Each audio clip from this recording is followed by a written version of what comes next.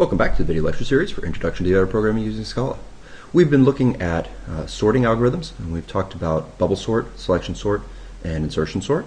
In order to verify these sorts in the previous videos, I sorted a small number of values and then looked at them to check to see if they were all in the right order.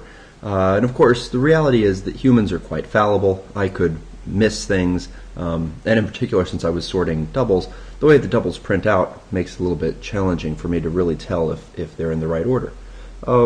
So I want to briefly write a little function where we can pass it an array that we think is sorted and have it tell us whether or not it is. So we'll go back to the same code that we had written before. We have our bubble sort, our min sort, and our insertion sort. And what I want to write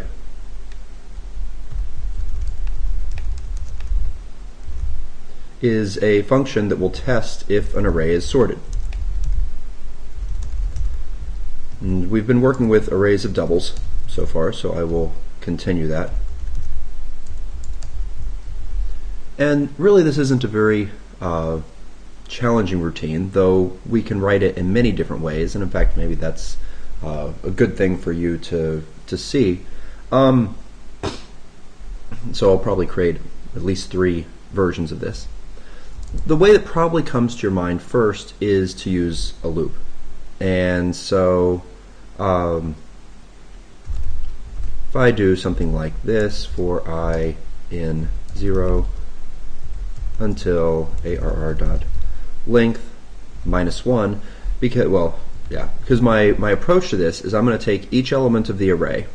So if my array, for example, had 2, 4, 5, 7, 8, I want to look at each element and compare it to the element after it and make sure that it is less than or equal to, because it is possible to have something like that.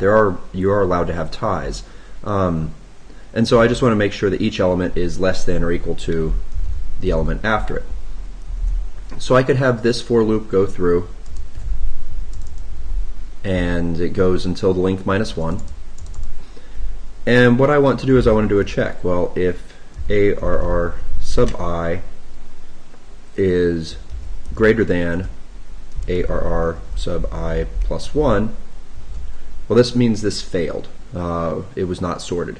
How could I indicate that? I'm going to introduce for this method a var. It's called ret, short for return. And then when we're done, I will return that.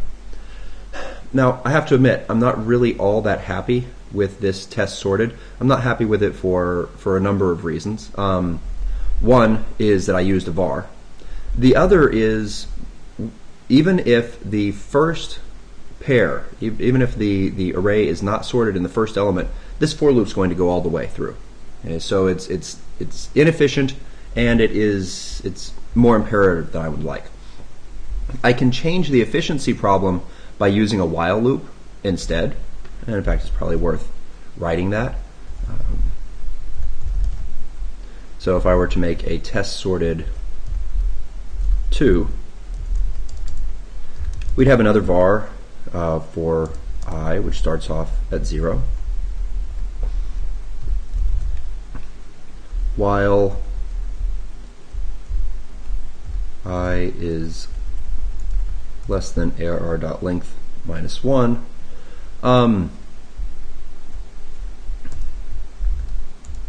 And arr sub I is less than or equal to arr sub I plus 1. So I make the conditional a little bit longer in here, and then I am simply going to say I plus equals 1. I no longer have a return value that I'm mutating, because what I give back depends upon the value of I. If I got all the way up to arr.length -1, then we got all the way through the array and everything was in the right order. If it didn't get there, if it ever stopped short, then we had a problem. So I'm going to just return I greater than or equal to arr.length -1. if I get to the end of the array, it's in sorted order. If I fail, if this breaks out for any reason other than getting to the end of the array, that's because this failed, and we know that our array is not sorted. This is more efficient than the use of a for loop here, but there's still a part of me that isn't necessarily happy with it. If you're fine with imperative programming, it's possible that the instructor that you have is fine with imperative programming, maybe this would be viewed as an ideal situation. But I want to show you two other possible options here. So actually, I have now written over 10 lines of code. Let's go ahead and verify that I don't have any typos in there, because I don't want to have huge numbers. And what I can do here is jump down here to the bottom. I'm going to make my arrays not have 200 elements, but have 2,000 elements in them. And I will, in fact, here, let me do a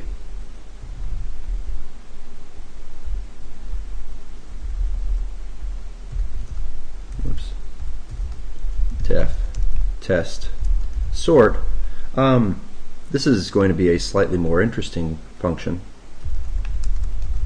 I'm going to pass it in a sort function, and this sort function is something that takes an array of doubles and gives back unit. That is the signature of all of our sorts. That's what bubble sort does. It takes in an array of doubles and it gives us back nothing for it. And the reason I want to do this is simply because I don't want to have to duplicate this code a whole bunch of times.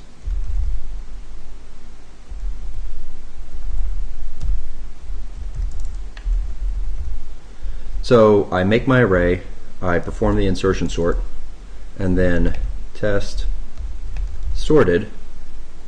And actually, wait, this won't be the insertion sort, this will be my sort func, which could be insertion sort, or it could be something else. Test sorted on nums. Print line, test, sort, pass it, bubble sort,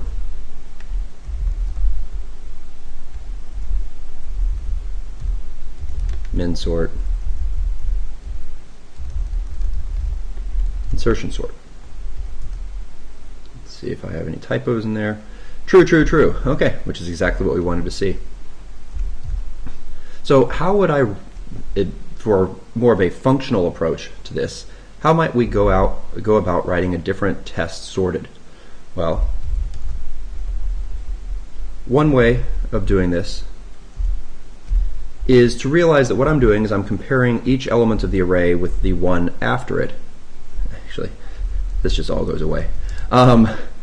And I can build a collection that has that in there by doing arr dot zip arr dot tail. And so this gives me an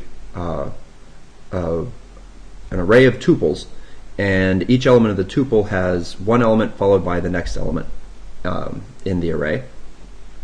And then I want to return true if for all of these tuples t dot underscore 1 is less than or equal to t dot underscore 2.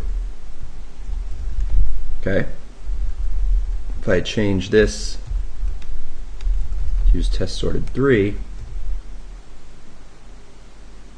we still get all of our trues. Note, not only is this significantly shorter than that, it also, there are no vars anywhere. The one problem with this version is it's also extremely inefficient. Turns out that arrays do not have a fast tail method, and zipping is going to do a lot of work on there. So we kind of gave up. This is a very efficient version. It's very imperative, but it's very efficient. We could improve this version by using zipped instead of zip, but we would still have the array.tail. Technically, we could use a view for that. So there are some advanced techniques that we could use that would give us more efficient implementations, but we won't go through those in this video. We'll come back next time and we'll look at how we can visualize the sorts that we've written.